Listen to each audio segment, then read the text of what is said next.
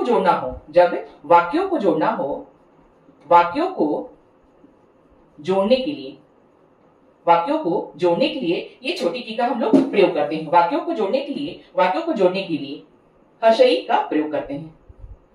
जब कोई दो वाक्यों को आपस में जोड़ना हो तब हम लोग हर्षई का प्रयोग करते हैं। जैसे वह कह रही थी, वह कह रही थी कि तुम आओगे। वो कह रही थी कि तुम आओगे।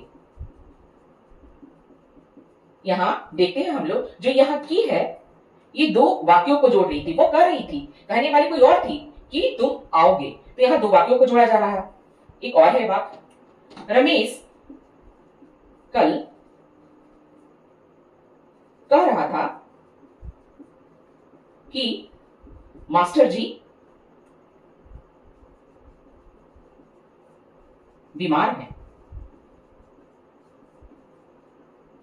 यहां भी दो वाक्यों को जोड़ने का जब हम लोग काम करते हैं तो ये जो की है इन दो वाक्यों को जोड़ रही है। रमेश कल कह रहा था, रमेश नाम का एक लड़का है जो कल कह रहा था कि मास्टर जी बीमार हैं। तो दो वाक्यों को जोड़ने के लिए हर्षई का प्रयोग करते हैं। इसके उच्चारण में हमें इसका कम दाब